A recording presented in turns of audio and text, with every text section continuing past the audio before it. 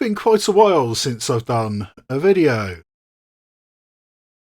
I was planning on doing a lot of reaction videos, but the time of year it is, October, and now we're into November, is very, very much award season, and it's also festival season.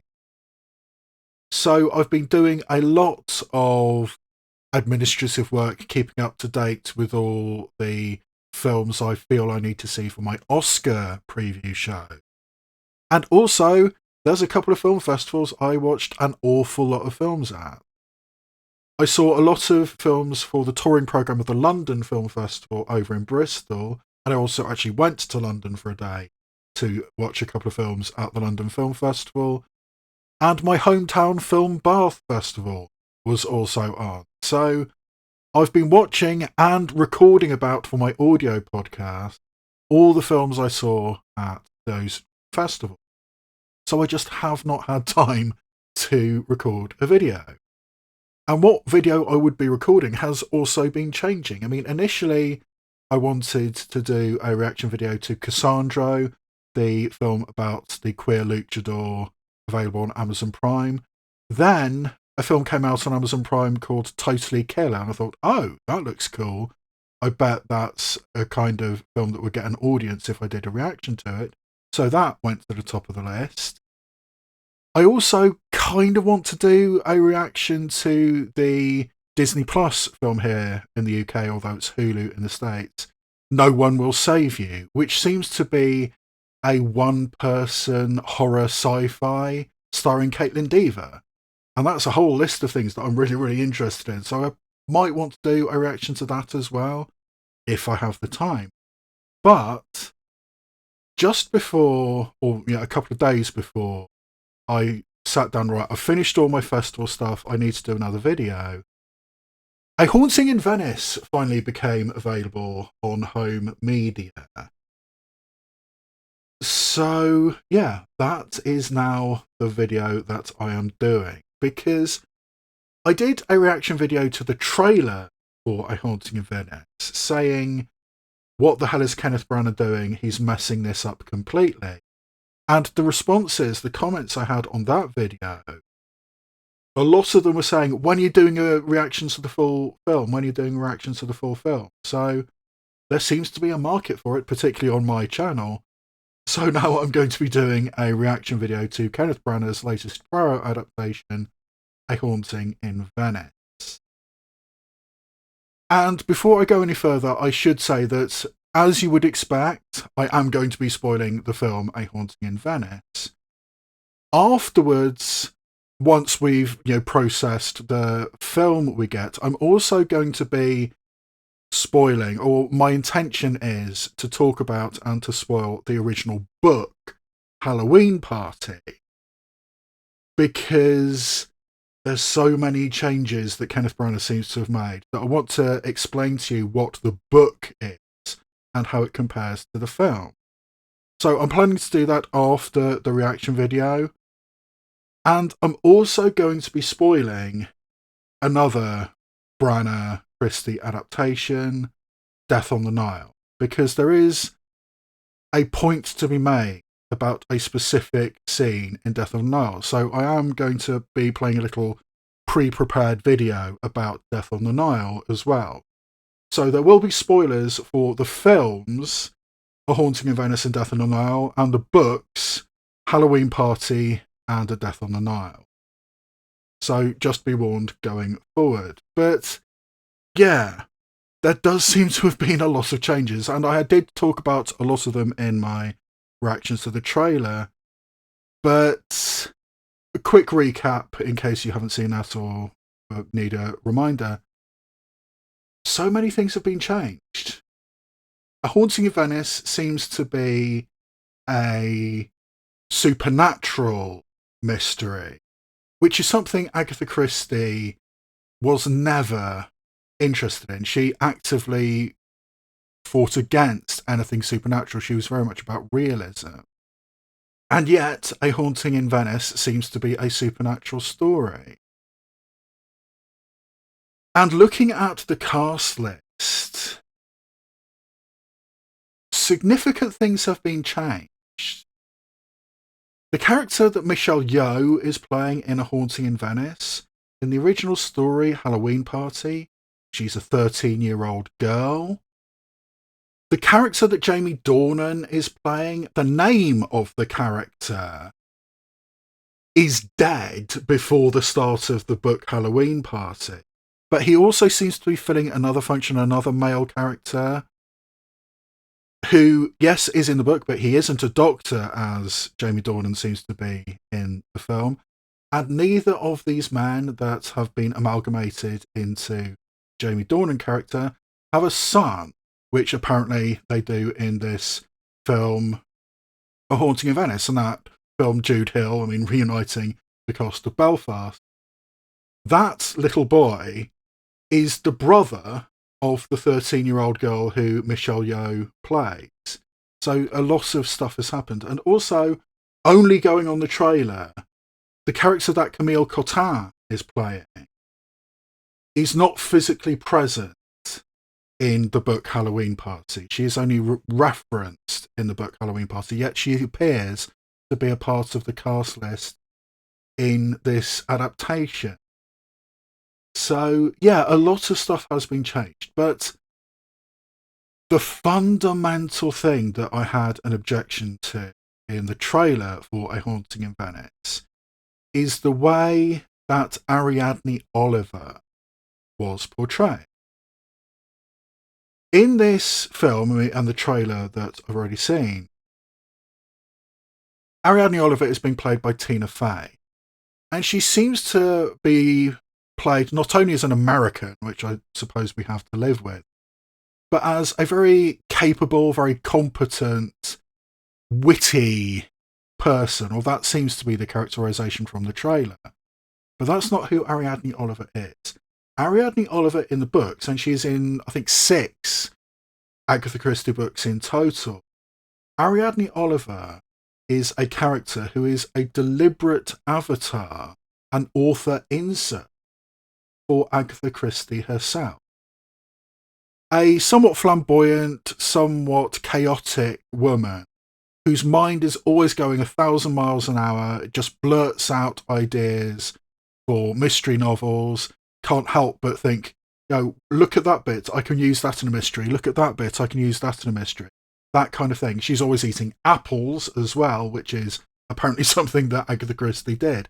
It is a very, very deliberate pastiche of the middle-aged, chaotic, famous Agatha Christie. And this is demonstrated perfectly in the David Suchet TV adaptations of Poirot, where Ariadne Oliver was being played by Zoe Wanamaker, and was brilliantly played by Zoe Wanamaker, in scenes such as this.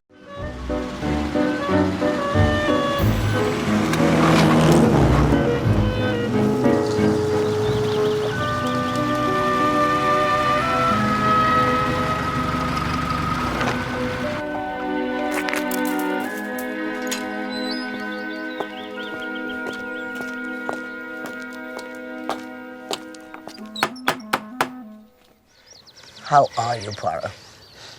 Un peu énervé, chère madame. You telegraphed to me that you need help, and for this reason I come by the express from London. Well, I do need help. I'm most awfully worried. There are some very strange people here. Very strange indeed. So that is the characterization that should be Ariadne Oliver. And yet, the Ariadne Oliver in A Haunting in Venice seems to be a smart, sophisticated, witty character, which is just not who Ariadne Oliver is. And this seems to me to be a completely unnecessary change that Branagh has made. Or more accurately, Branagh and his screenwriter Michael Green, who also did the Branagh adaptations of Murder on the Orient Express and Death on the Nile. So these changes seem very, very large and arguably unnecessary. And Branagh in these Poirot adaptations has a history of doing this.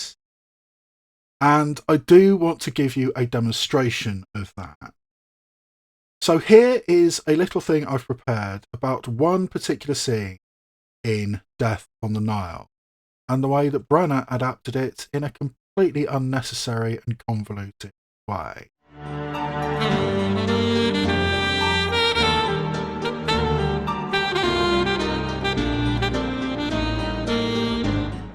So the scene I want to talk about is the final murder in Death on the Nile. And I did warn you at the beginning of this video that I would be spoiling Death on the Nile, and here we are.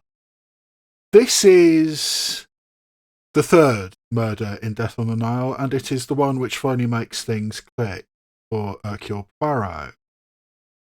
And it has been dealt with in various different adaptations. First of all, I want to show you the 1978 feature film version starring Peter Ustinov as Poirot, and just let it play out, let you see how this scene should play out. And afterwards, I will tell you the significance of the things which you see in this clip. So here is a clip of the 1978 version starring Peter Ustinov as Poirot. Mr. Doyle, I know who killed Louise Bourget. What? You say you know who killed Louise? Come, not to shout. You, Frau Adabor, you cannot be here, I forbid it. My patient is resting. But I must, you see, it's vitally important. You see, I know all I tell you. Now, look, I will not take that pushing me, I'll bargain. Mr. Doyle, I tell you that I, Salome Otterbourne, have succeeded where frail men have faltered. I am a finer sleuth than even the great Hercule Porridge. Mrs. Otterbourne, for God's sake, calm down. Now tell us the whole story from the beginning. Well, I refuse to speak in front of him. Now, look, you will not speak at all, huh? Now, rouse, the temperature is rising with all this disturbance. Doctor, it will rise even more if we don't hear what she has to say. Herr Doyle!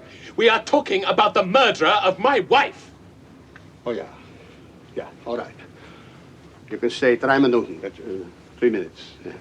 And you, now you speak softly, huh?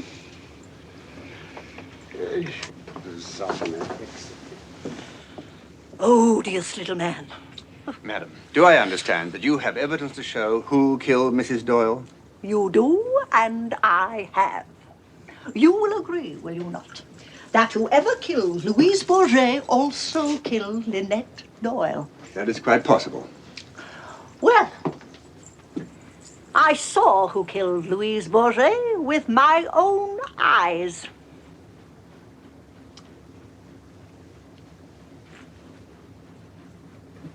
Pray continue, madame.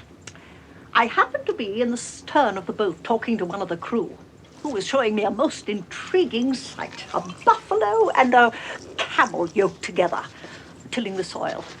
You saw this by moonlight, of course, madame. Yes, I did. Yes. I have amazingly good eyesight. Ah. Anyway, I left him, and suddenly, as I rounded the corner, I heard a scream. It came from Louise Bourget's cabin. Then I saw the cabin door open. As the door opened wider, I saw that it was... Now, in that scene, what is revealed is that Simon McCorkindale, who is on the bed, is the murderer. He shot himself in the leg earlier in the story to give himself an alibi.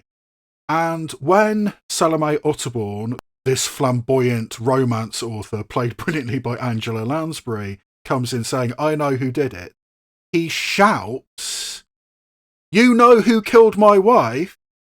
So his accomplice in the next room can hear him and shoot Salome Otterbourne, who is a very unreliable character. She's portrayed as an alcoholic. She is a very, very thinly veiled pastiche of the notorious romance novelist from the early 20th century, Eleanor Glyn, who coined the term the It Girl. And people who read the original novel in 1937 would have instantly recognised that was supposed to be Eleanor Glyn. But Angela Lansbury is this flamboyant character who says, I know who did it, and Simon McCorkindale shouts next door. So his accomplice in the 1978 film, played by Mia Farrow, can shoot Angela Lansbury. So that is how it is supposed to play out. And when the David Suchet television version arrived in 2004, we had a very similar setup. I mean, it's basically the same scene. This time, the flamboyant romance novelist was being played by the awesome Francis de la Tour, and the murderer on the bed is J.J. Field, but basically the same thing plays out. So, what is it? Monsieur Poirot! Monsieur Poirot!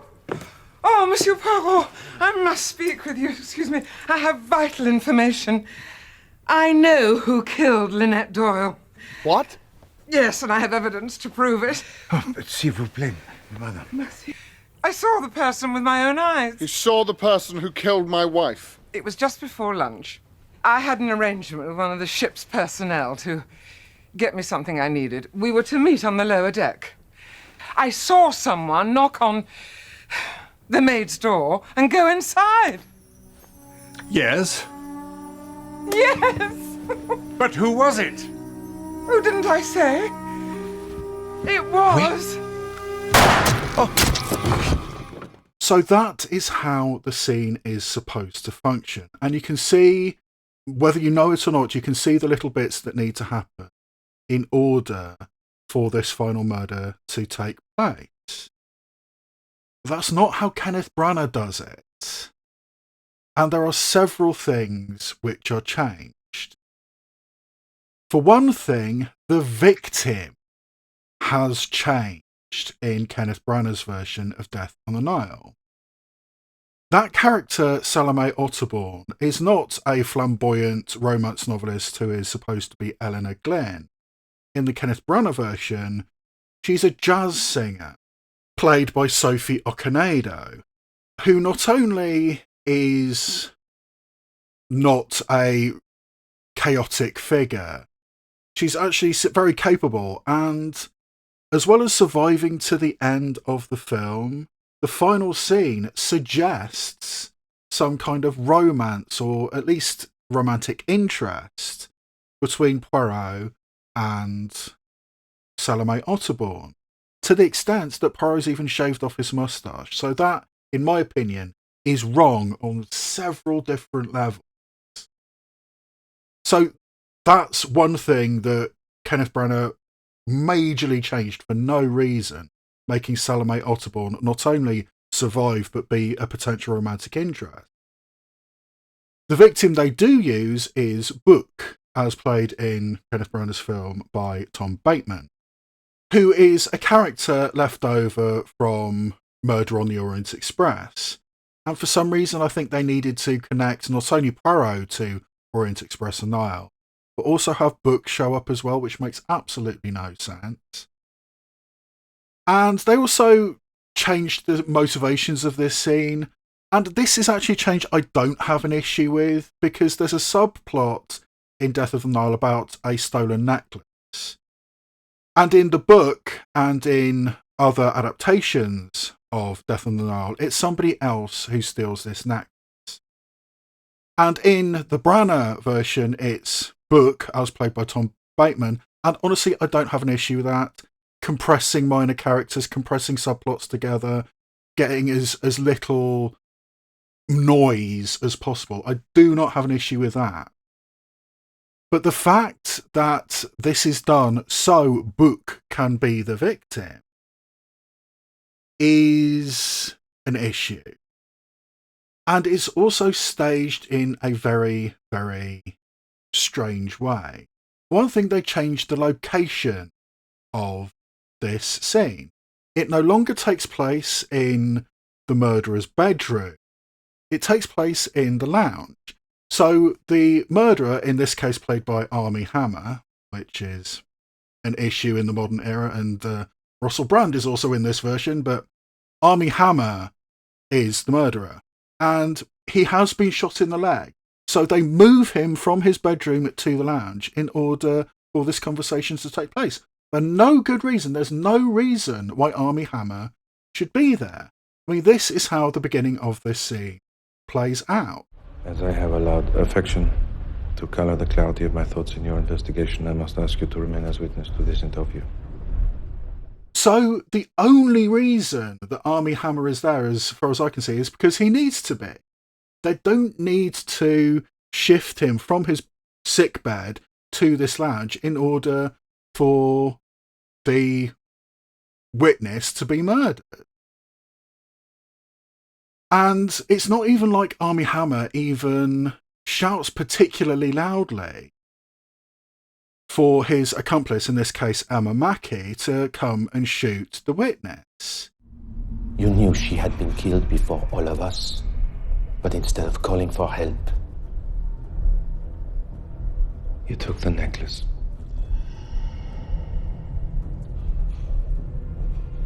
After I told you of the cabin search, you attempted to return it, but you came upon Louise Bourget arguing with someone, demanding money.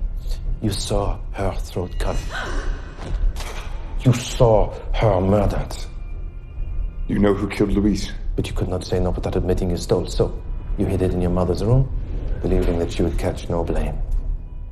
And remember, in the original story and in the other adaptations, the murderer, Simon McCorkindale, J.J. Field, is shouting out because he knows that next door his accomplice is there. He knows that the person who needs to shoot Salome Otterborn is next door.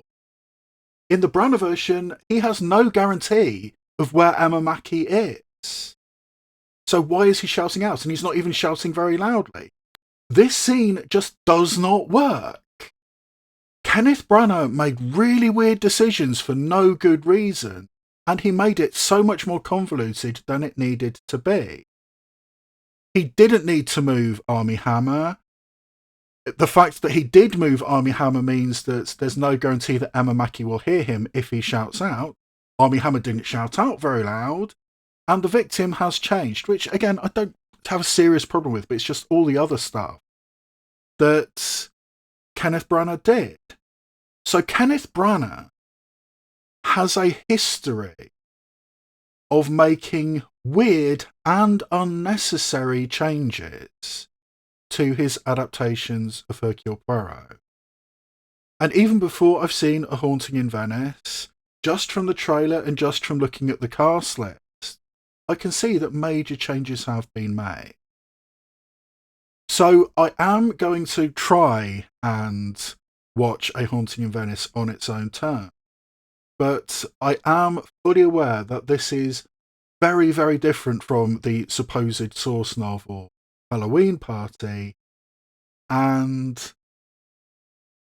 let's see how he does. And after the reaction to A Haunting in Venice, I will talk about the book Hallowe'en Party and the changes that have been made. So, yeah. Let's see what A Haunting in Venice turns out to be. Before I actually start the reaction, I do want to quickly draw your attention to this. As I said in my introduction, I recently attended the Film Bath Festival 2023, and one of the films I watched was Typist Artist Pirate King. And the director of that film, Carol Morley, personally handed me this pin badge before the screening started. She was handing them out to everybody. She's been handing them out everywhere, including at the London Film Festival, to people like Martin Scorsese as part of the viral marketing campaign for this film. I did like the film, I do recommend it, and since I've got nowhere else to really put a pin badge, I put it on the foam cover of my microphone. So for the foreseeable future, I will also be advertising Typist Artist Pirate King. And with that said, let's get on with A Haunting in Venice.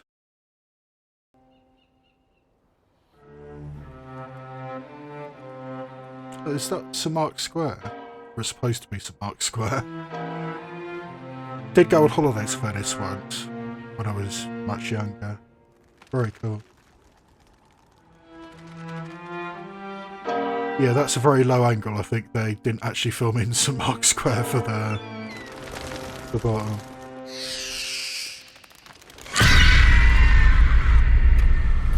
Okay, that's a creepy opening. Do seagulls actually do that? Are they cannibalistic? Ay, guarda. Ayan ako. No. Oh.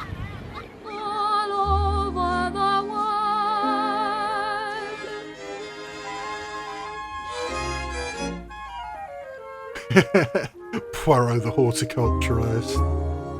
It was one of the things in the early Poirot stories that he wanted to retire and grow vegetable marrows. So maybe that was a reference to that.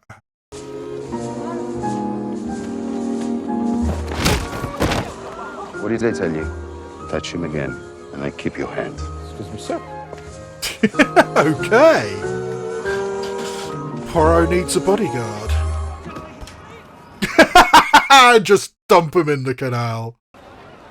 And the thing about the eggs, it was exactly the same at the beginning of... Oh, he's accepting differently sized eggs.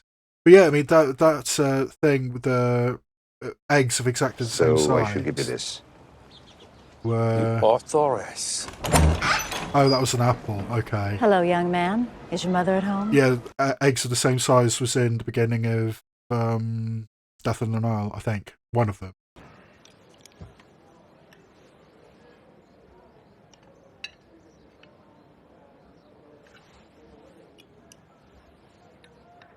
Maybe.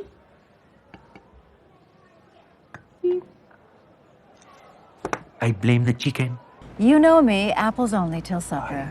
Apples. Gosh, I like this so much. That is one thing that, yes, is still Ariadne Oliver. She's a spiritualist, a medium, according to the papers. Joyce Reynolds, recently released from jail, was the last woman on record imprisoned under the terms of the Witchcraft Act of 1735.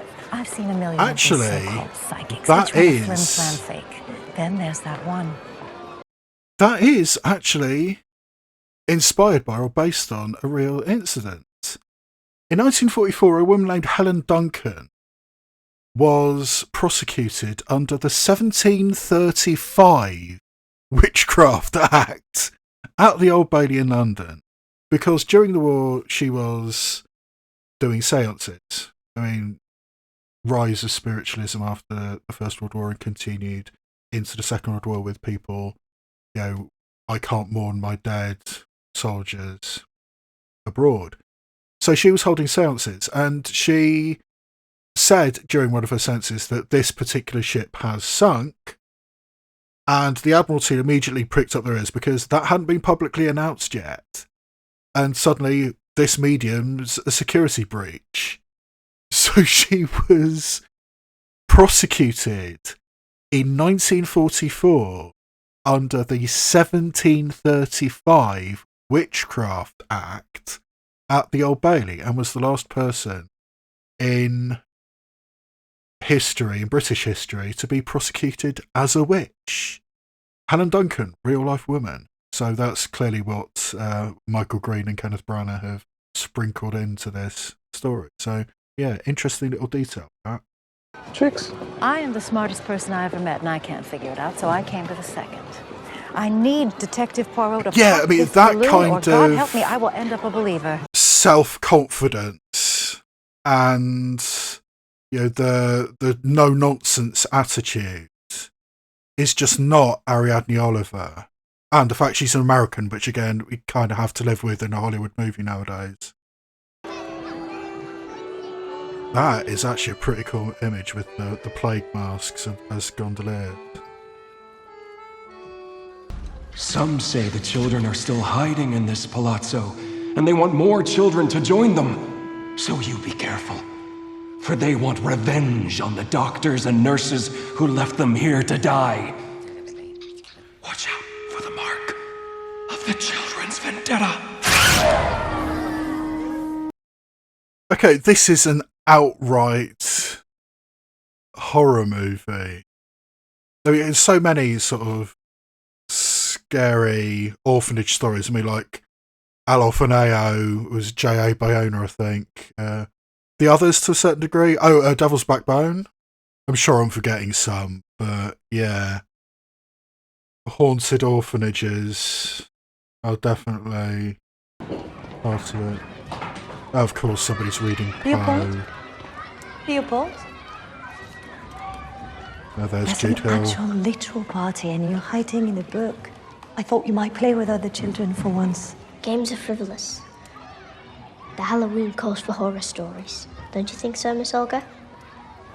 Don't you at least want some cake? Okay, so yeah, Camille Cottin is playing Olga, who is not physically present in Halloween Party. I will be talking about the plot of Halloween Party after this reaction. None alert. Miss Nicely Oliver, done. it's a thrill to have you here. You're my favorite author. Oh, I understand. It's very dark up here, isn't it?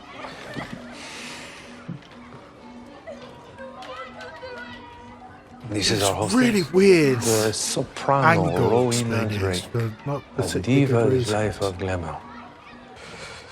Dad? Are you alright, Dad? Okay, Jamie Dornan. Maybe PTSD from the Second World War? No. Or something. Take some punch then? The fun is not for me.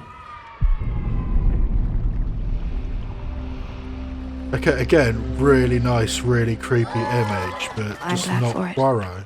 It's been far too long But since the there was mask laughter and in this the house. floating. Well, it is a remarkable palazzo. My daughter used to stay up at night, talking. I thought it was with her dolls. My daughter. To hear her voice again. A word. I would give that Miss Reynolds all I have. He has some sort of crazy eyes desperation there. I mean, Kelly Riley is a fantastic actor. I remember, I saw her in a really minor role in an episode of Prime Suspect. So you went back to Jeff?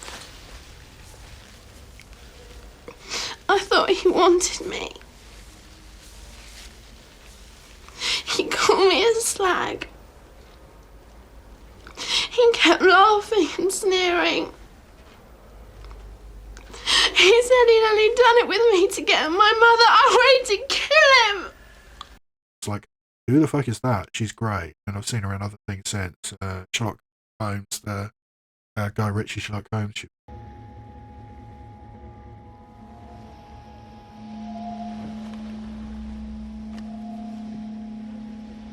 And there's Michelle Yeoh. Brilliant actress, Oscar-winning actress. Not a 13-year-old girl. Your daughter's room is on the 3rd floor. How did you? Maybe do it there. Research. Of course. Somebody like this who's got a business going with seances, they do their research. Wouldn't be that hard to find out which room We meet again. The unholy Miss Joyce Reynolds.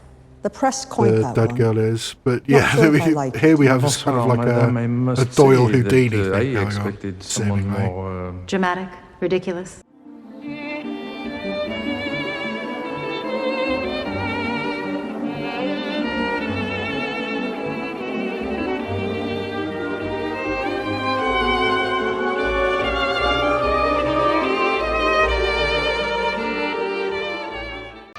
Please understand, madame, I would welcome with open arms any honest sign of devil or demon or ghost. For if there is a ghost, there is a soul. If there is a soul, there is a God who made it. And if we have God, we have everything, meaning, order, justice.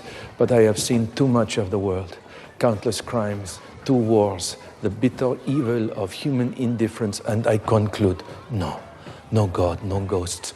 With respect, no mediums who can speak to them. Okay, well that was overly dramatic. But yeah, a speech like that, very deliberately talking about Poirot and atheism essentially, or losing faith. The confluence of faith and the Poirot character. There is some of that in the books, but yeah. Oh, that's a nice image, the rat coming out of the garden. As if I didn't have enough to clean. Shouldn't even be here past dark. I don't think they'll bother us. I think there's a chance that that chandelier falling has a direct parallel in the book. I can't figure out how, because there is some broken glass in the book, but... Oh dear, you're drenched. What a clumsy thing you must think. No, it can happen to us all. They pushed her to it. Mrs. Semenoff, please. What then, Doctor? You cared for her. Oh, that annoys me so much. It should be Semenova. In Slavic countries, female names have an A at the end. It should be Semenova. Minor point, but it always pisses me off. I mean, you can understand this book was published in the 60s. I mean, it wasn't a thing. I mean, the same like Black Widow being Natasha Romanoff instead of Romanova. But nowadays, there's no... Oh, holy shit. Her friend. It's the She told him everything. scariest cockatoo I've seen ever. But anyway, yeah, it should be Semenova and it should be Natasha Romanova, Black Widow. But nowadays, there's no excuse not to do that. She suffered her last weeks in that bed. Seeing things. Shadows. The children are calling her, she said. They want you here with them. Okay, this is so totally different from Miss Rowena Halloween Party. didn't leave her side, begging the spirits to let her But be. from what I've experienced, I mean, I've read and seen a lot of mystery novels. The mark. What they're describing, Vendetta. what they're describing, it is, you know, coming home and seeing ghosts and not being well. Listening. She was being poisoned. Now this woman, she wants to disturb Alicia's soul. Bought me my own bistro on Madison Avenue. I'm gonna be a New Yorker, and a rich one, which is the only kind to be. You should come visit. I'll buy you a hot dog. Should I throw him out? Try it. Give me the excuse. There is Do whatever no you parallel want, for that character in Halloween Party. I lost too, Rowena. I just don't get it. If you're not How going many to are we, adapt 9 or it, 10? why say it's I don't Halloween know, take Party? 12 chairs, I think. Did someone hurt you? Yes. No! Poirot, let her finish. No! First, let us meet a secret confederate in the chimney. Nicholas, are you hurt? I'm all right. Ah, Nicholas, the second assistant. I am pleased to meet you. By your similar and piercing green eyes, I take you for the first assistant's half-brother. Ah, that magnetic switch. Et voila, the talking typewriter. But this oracle is a fake.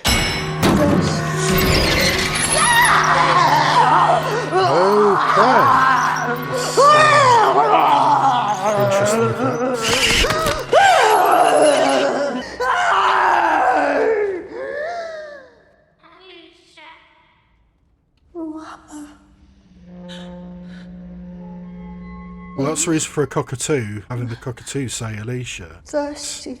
Creepy. So thirsty. Oh, the voice is changing. That's... Show me! Who? You killed me! You killed me! Who hurt you? You killed me! You Okay, it's interesting saying you killed me, just What happened? Murder. The woman who stumped Hercule Poirot. I admit I cannot solve all of her methods in this moment, but of course I will. You won't? Come on. You should be relieved. And how incredible. I mean, so to yeah, believe, basically to know what we the have world has here is mystery. Ariadne A Oliver God is a who very cares enough to make mercenary abiding souls after death. author. Nothing. Something. She is desperate for a hit. If Her there is last a God, 3 he would books not haven't make his been work for her. successful, so she needs a new book. So the psychic that stumped Hercule Poirot she can sell that, and that's the whole point. So yeah, so not the Oliver. I hope you'll be back tomorrow. Books. Rowena made me promise to search for her again. We shall not meet again. You persist that you are real. Once again. And if I'm not, talking about who's the getting dead hurt? Magic won't come unless you call it in. from the really First is World all War true. who got blown up. And making Poirot a romantic figure, or this much of a romantic figure at least, Lighten up, again, pal. is just not You might have fun. what I say to Poirot remember is. me. But you will. And yeah, switching from, I'm a tormented psychic woman to, free and easy. It's interesting. I mean, Michelle Yeoh is just a really, really good actress. Yeah, the apple bobbing, which is very much a part of Halloween Party.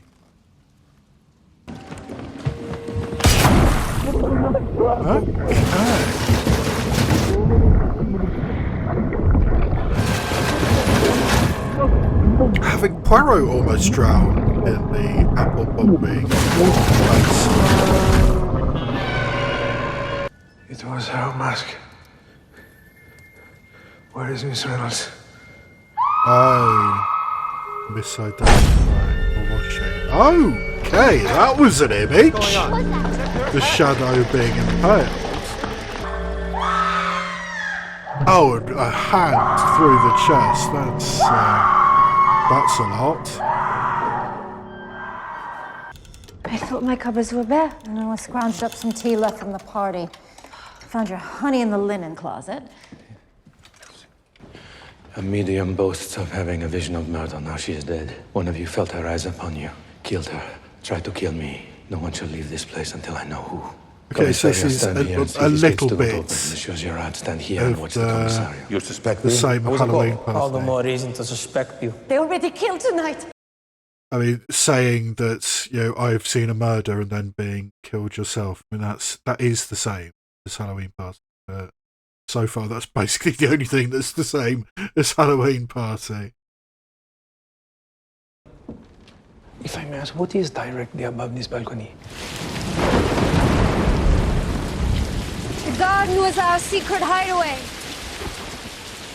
It was my daughter's favorite place. Okay. There is a garden that is a significant part of Halloween Party. We made honey. My daughter, she used to tease So me. maybe All this they had to effort for have a a garden. teaspoon of wildflower honey that we can buy for 6 lira. I felt my call to be a nun before I could read. I wore the habit 9 years at Ospedale de la Pieta. And then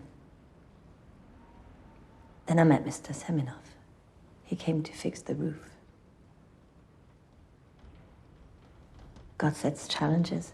You fell in love and forgot God. No, it's not that simple.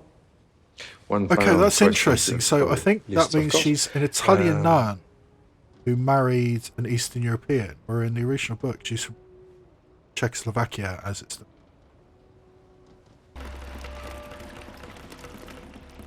That's another really nice, creepy image, just the water streaming down the wall. I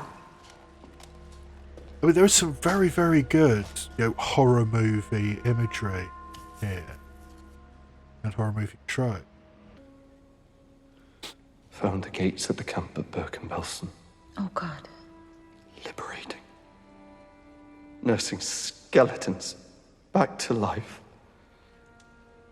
We killed 2 the first day with milk we didn't know. Then typhus. All we had was aspirin and opium. We burned down the huts. I wrote Leo a letter. And then shot myself through the chest. I mean, that's one way of dealing with, the backstory of this character, who's I think is a combination of two different characters from the book. Oh, for fuck's sake! Why is Poirot seeing ghosts? The dead are as close as they can be. You were dead too, sir. Even if only for a moment. They see you as one of their own. One with something to say would be wise to come to you. You talk like Miss Reynolds. She only pretended to know. No wonder they got cross with her. You have much sympathy with the dead? This is a really interesting characterization. I mean, you know, the creepy child is a very, very strong You're welcome. element of horror movies. Hercules. But, yeah. Jumpy. Nicholas and Desdemona. Yeah, Are very ready. different from the book. But anyway. Can you hear this? All around us. I heard nothing. You'll investigate. So he's now having auditory hallucinations, apparently. Poirot, a bang to the head might be your limit. Someone else is in this house.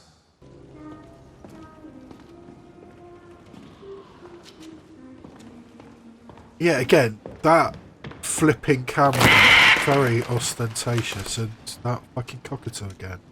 But yeah, lots of ostentatious directing It's all right, you can come out now.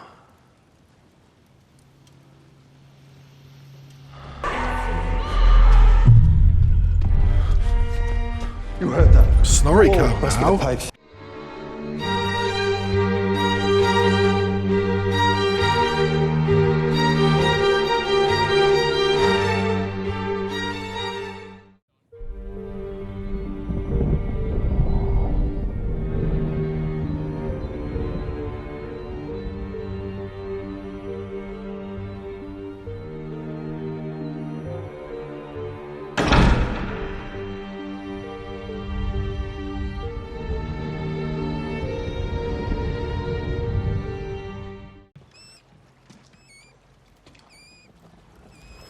Well, that's not creepy at all. They really did lock those children in here to die.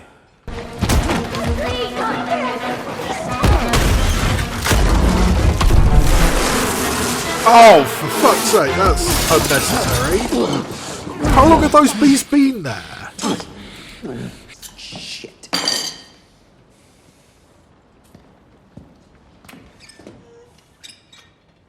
Honey, good on a cut. Ancient antiseptic.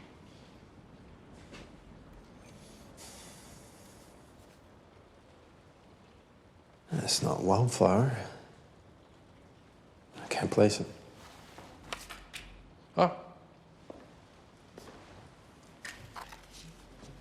Not wildflower honey. Alicia Drake. Oh, and Such that's in the garden. Sunshine, happiness. Again, the garden is significant in Hallowe'en Party, the book. So where does the honey come from? If you will permit your invitation, please.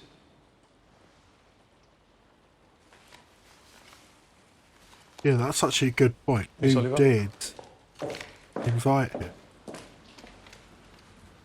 A simple note. No distinguishing language. The stationery is plain. Typewriters. It's cleanly typewritten. So many mysteries depend on typewriter. They just don't exist anymore.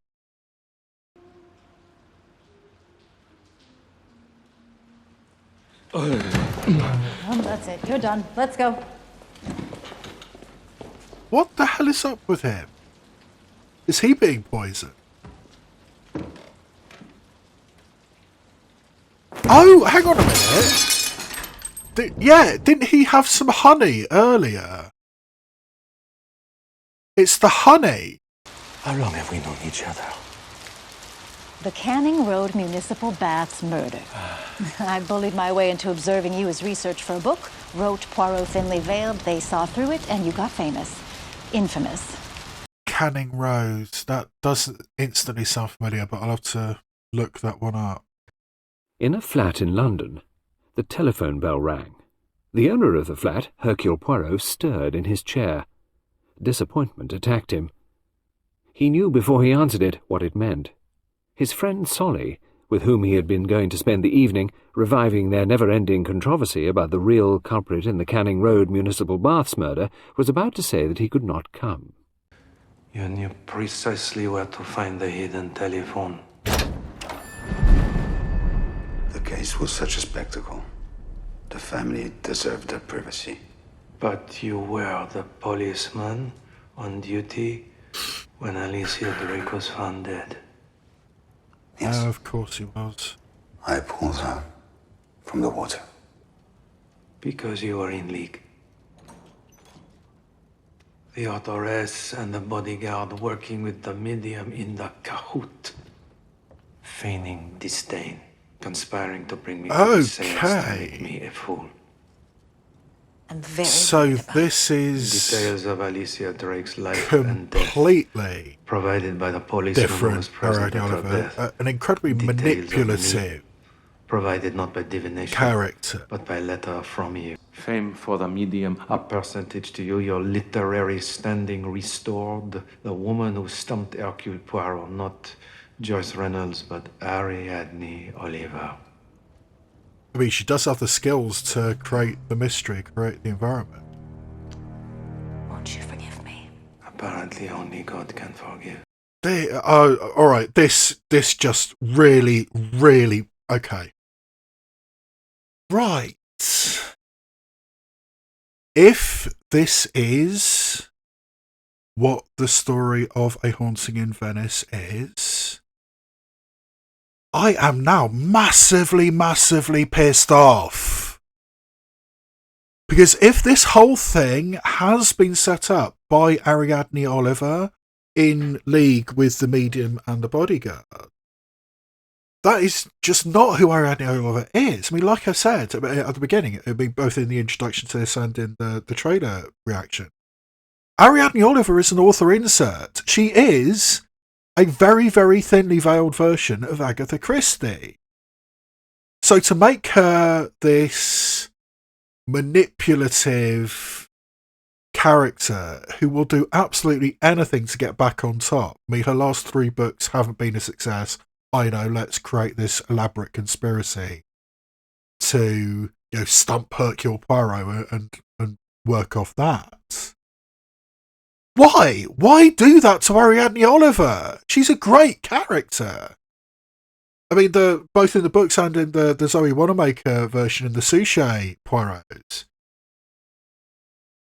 Even to a lesser degree, I mean, Ustinov did an adaptation of Dead Man's Folly, which is one of the other books that Ariadne Oliver is in. In fact, the clip, which I, hopefully, if it got past the copyright, I played earlier, is from Dead Man's Folly, the Zoe Wanamaker clip there. Peter Ustinov did a version of Dead Man's Folly, and the Ariadne Oliver in that version, which was done in about 89-ish, I think. Again, the Ariadne Oliver in there was an American. She was a bit of a fool. But in general, the spirit of Ariadne Oliver was intact, despite the fact they made her an American and they made her a little bit of an idiot.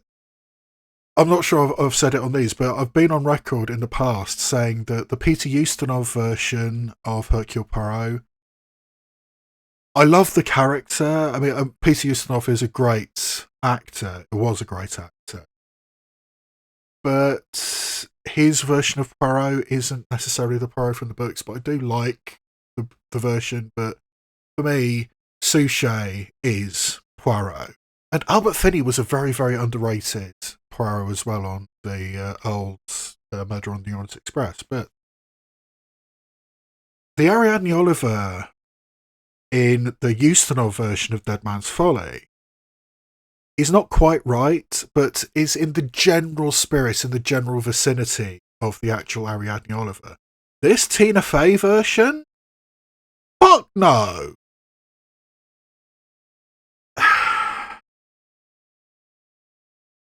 Okay, look, if this does turn out to be what has been happening, the way things have been set up, I will have so many thoughts by the end of it, but I really need to get that off my chest right now. But let's see.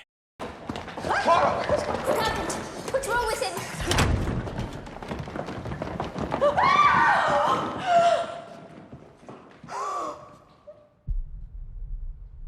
Okay, that's overly dramatic. But it is kind of what happens to the Leslie Ferrier in the book. Ferrier, I think they called it, but anyway.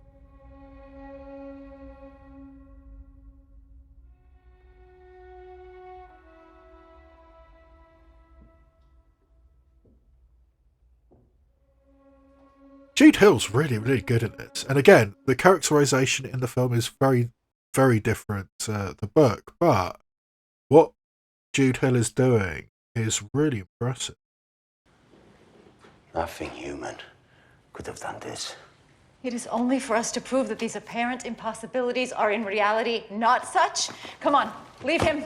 Let the detective detect. He already knows. He's gonna come to it soon enough. Come on. For once in your life, admit that you are up against something bigger than you. And again, that is so not Ariadne Oliver, who was very determinedly not about the supernatural.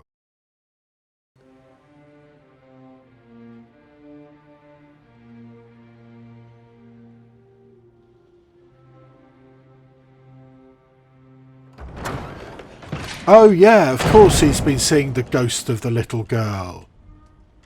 And I think that might actually have been the first time he's actually seen what the flowers were in the garden next to the bees. Because I'm pretty sure there is a type of honey which has, I mean, if the bees get pollen from a certain type of plant and they make honey out of it, it does make you go mad. And there, I think there was somewhere in New Zealand, if you are not careful about what plants get into the honey, that it does do something. It does create a psychotropic substance in the honey. It's the honey. I'm sure it's the honey. All night I am hearing, seeing things which are not there. I begin to believe in the impossible presence of ghosts. When in fact I had been doped, drugged, with an hallucinogenic poison. I thought my covers were bare. Found your honey in the linen closet. There is a poison in the flowering species of Rhododendron ponticum. Its highest concentration in the nectar that concentrates further when processed by bees into honey. She was poisoned by a mother who could not let her go, who lovingly spooned her controlled doses of poison honey in her tea. This is sick enough to prevent her a with her good Weak, supernatural-esque like a child murder mystery. Yours again. But it's not Halloween Party, and it's not Mrs. Poirot. Semenoff watched Alicia while you slept at last. I can't afford to fix it. There is usually only one answer. Blackmail. I suspect that someone had found you out, and so you pay for their sacks. Oh, that's a twist I wasn't necessarily Now, with your expecting. fortune gone and this It's like I said, Leslie Ferrier does die in the book, but that's not the reason. Your obvious suspect I was thought, Dr. but Ferrier. Perhaps anyway. he was not so naive a witness. Perhaps finally he recognized the poison symptoms. You confessed to him everything, to being the murderer of Joyce Reynolds, of staging your own daughter's suicide. It's not possible. And then you made your threat. Do exactly as I tell you. You threatened to kill his son. No, let him go. Leave him. Oh, that's maniacal. If he did not do what you told him... That's just evil. And what you told him to do was to take the knife. I couldn't let her go. She was mine. That was cool. Again, I mean, just the flash of light. Whoa! Okay. Alright, so was that a genuinely supernatural moment? The ghost pulling her off the balcony? Doesn't, again, entirely fit with Poirot, but yeah. Madame. He'll live with me and Mr. Semenoff. And Harry? We'll mind him as our own. Might insist on a bit more sunshine. You are a precocious boy. That is a very Perhaps interesting ashamed scene, at how much for he reasons lacks I will attention. tell you about in a minute if you don't I know. know something of Halloween this. Party. I know only that we cannot hide from our ghosts. Whether they are real or not, we must make our peace with them and live life somehow. Again, a nice how will you philosophical live your wrap up, life? but are we going to have any more after this? Who knows?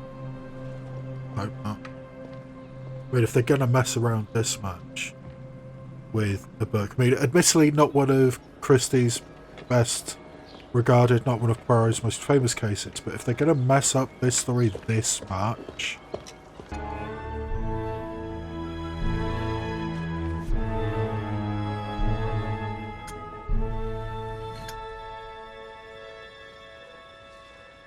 Please.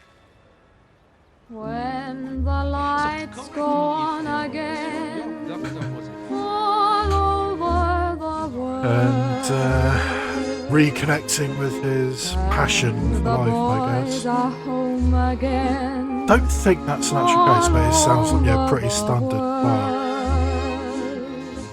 And rain or snow is all. Yeah, not based upon the novel at all, let's be honest here. There's so little of Halloween Party in this, which I'll be telling you about in a second. Hey, producer will really describe it, okay.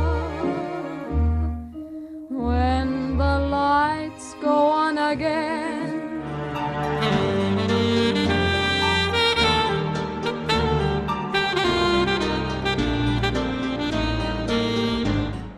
So before I get on to my thoughts about the actual film, A Haunting in Venice, I think it is worth spending a little time talking about the original book, Halloween Party, and just how badly they've messed things up.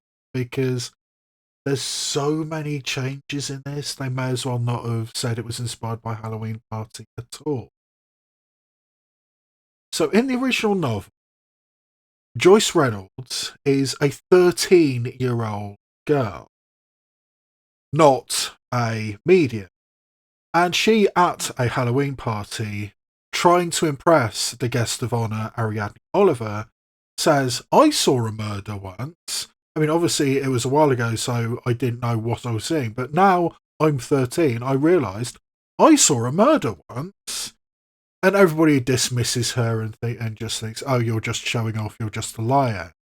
But then she ends up getting drowned in a apple bobbing bucket. So obviously she did see a murder. And there are various candidates for what this murder might be. Leslie Ferrier, who was not a doctor in the book, he was a solicitor's clerk who had a sideline in forgery. He got stabbed one night, and everybody assumed at the time that he was just sleeping with the wrong man's woman, so it was, pushed to the side. But he's one of the candidates. So at the start of the book, Halloween Party, Leslie Ferrier is indeed dead. And something that is in the background but is not necessarily thought to be murderous is the fact that a Czech au pair named Olga Semenov disappeared one day. And maybe she was having an affair with Leslie Ferrier, maybe not, whatever. But she disappeared. And everybody just assumes, oh, she's just gone back to Czechoslovakia. And they don't think too much about it. But eventually it is revealed that Olga Semenov is indeed the murder victim, and she is buried in a garden a garden which has been established and is part of the backstory for this entire scenario. This garden is the pride and joy of a man named Michael Garfield, who is, a landscape gardener and very concerned with beauty and everything. And eventually it is revealed that this gardener was having an affair with Rowena Drake, who is like the queen bee of this little village. I think it was Suffolk or Sussex. But this little village, she is the queen bee. She is the one who organises everything, including this Halloween party. So when little Joyce Reynolds holds her hand up and says, "I saw a murder," Rowena Drake panics and drowns the 13-year-old girl. And eventually Michael Garfield, this gardener, comes in and tries to hide everything. But this murder is witnessed by Joyce Reynolds' brother, Leopold.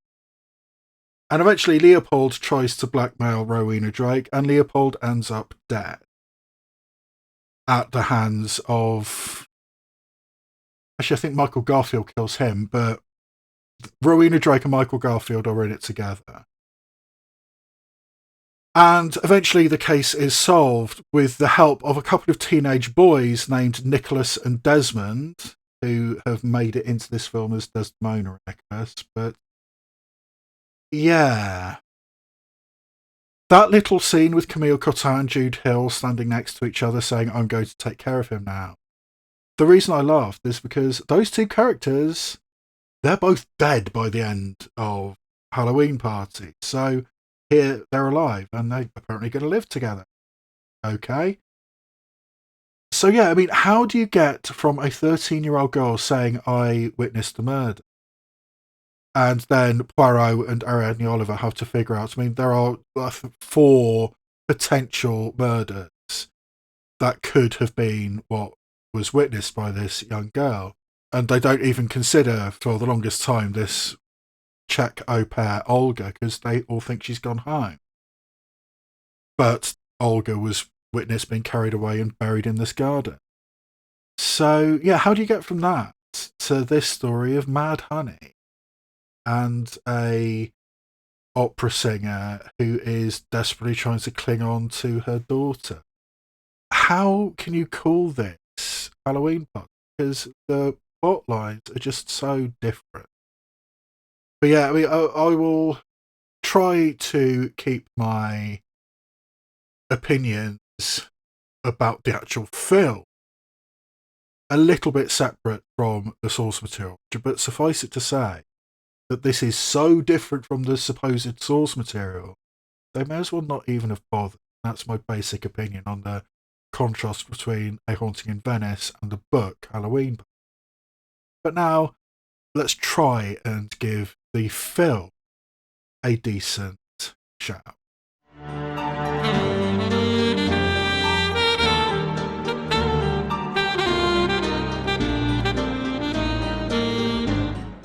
So, yeah, I think I've made my viewpoint on the adaptation process between Halloween Party and A Haunting in Venice pretty clear.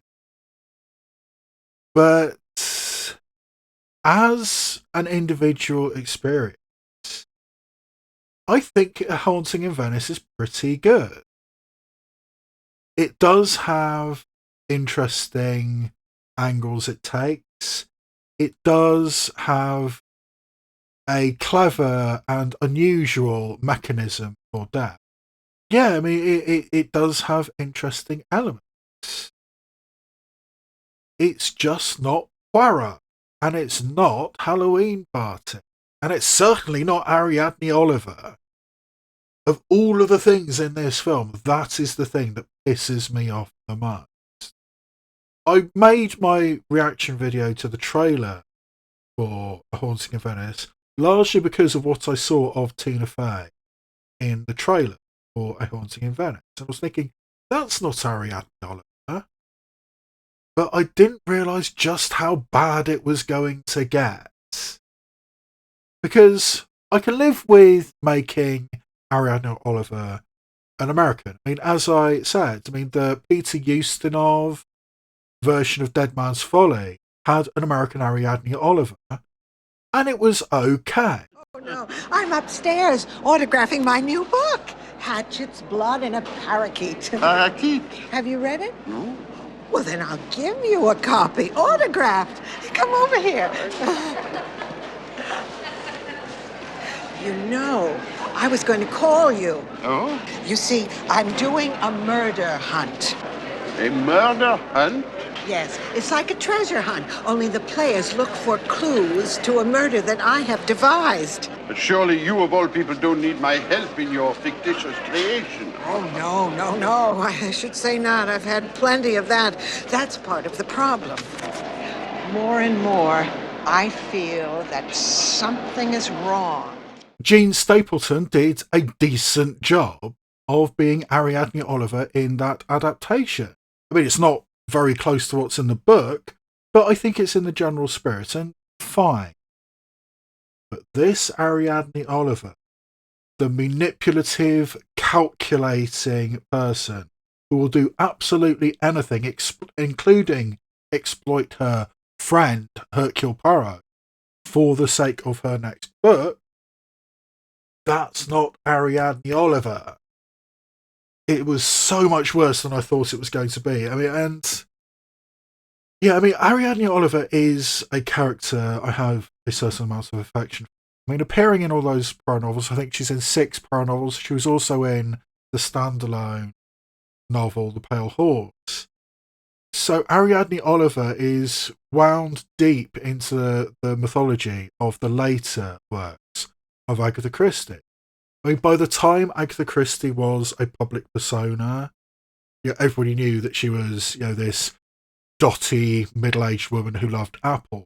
So, put a dotty, middle-aged crime writer who likes apple into a book, and everybody knew what she was doing. So, it became ingrained in the Christie canon. But to turn her into this wisecracking, manipulative, deadpan Ariadne Oliver, that's not right. And that really, really pisses me off. But the story is good. This idea of using the Mad Honey, I remembered the thing about the Mad Honey because I think it was on an episode of Broken Wood that I first came across the idea of Mad Honey. And Broken Wood, very cool New Zealand television series. I'm pretty sure Mad Honey was a plot point in one of their episodes. Tutin? What exactly is Tutin? A toxin that comes from the tutu bush. We don't have this plant in Russia. Coriaria genus is a powerful antagonist of the glycine receptor. Please, Gina. It causes convulsions. And sometimes, as in Philip Henderson's case, death. The tutu bush. Found in the New Zealand bush and historically has caused the odd death. The last was in 1908, but plenty of hospitalization and incapacitation. What, so all these people just wandering through the bush who decide to eat? All through eating toxic honey. The tutu bush isn't toxic to bees. So the bees take the nectar from the tutu flower. They can't tell the difference between manuka and tutu, and it all gets mixed in with the honey. Gino reckons the comb honey is the real danger. But using rhododendron plants to create this Mad Honey. That was interesting, and I started piecing that together a little bit through the film.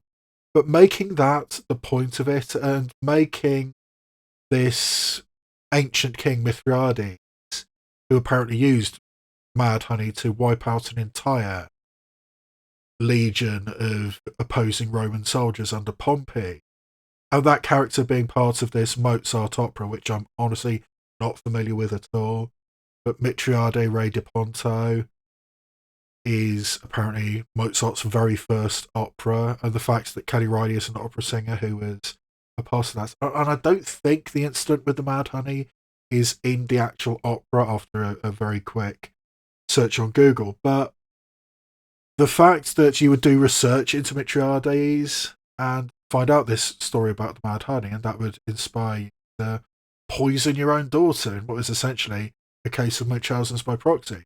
Another very, very popular trope of detective fiction. I mean, it's good. It is good. The plot, as we get it, of the detective hallucinating, including hallucinating apparently the first murder victim, the little blonde girl, is apparently the first murder victim. All of that's great. The fact it comes down to Mad Honey, great. It's just not Poirot, and it's not Halloween Party. And yeah, having the backstory of the haunted orphanage, I mean, we have seen stuff like that before. As I said, Devil's Backbone, El Orfanayo. That does work, it does function. But yeah, it's it's a story, a supernatural mystery, which is good. And if it wasn't a Poirot story or a supposed Poirot adaptation, I would have a much, much stronger reaction to it. If this was a completely new story, a completely new detective, completely original, and this was the plot, absolutely fine. I would have no problem with it. I would probably praise it highly. But because it's supposed to be Poirot, because it's supposed to be Halloween Party, I cannot, in good conscience, give this a good review. It's just not right. And Christie was very, very determined that there shouldn't be supernatural conclusions to her stories. And that little bit where the ghost pulls Kelly Reilly off the balcony at the end. And by that point, I don't think Poirot's hallucinating anymore. And Kelly Reilly certainly isn't hallucinating because she hasn't had any of the Mad Honey. So I think that's supposed to be an actual supernatural event, which does not fit into Christie. So, yeah. I wish this wasn't Poirot. I wish this was a completely original project, because then I could appreciate it on its own terms, completely on its own terms. And I would say I had a pretty decent time watching it. But because it's Poirot, I just can't. So, yeah, ultimately, it probably ends up as a meh. I can't, in good conscience, give it a yay, praise it completely. And I also can't, in good conscience, give it a nay and say it's not very good. Because it is good. It's just a really bad adaptation. So as a film, I give A Haunting in Venice a meh. So now that the festival season is over, hopefully I'll be able to get into these reaction videos a little bit more quickly. Currently on the slate, I do plan to do reaction videos to Totally Killer, Cassandro, and maybe No One Will Save.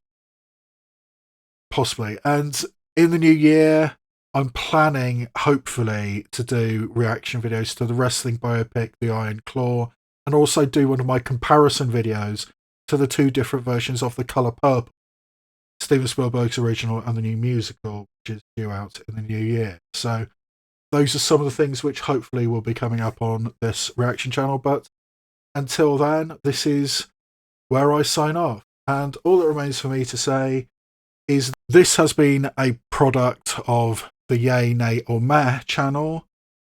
And I will see you next time where I shine a light on cinema, both obvious and obscure.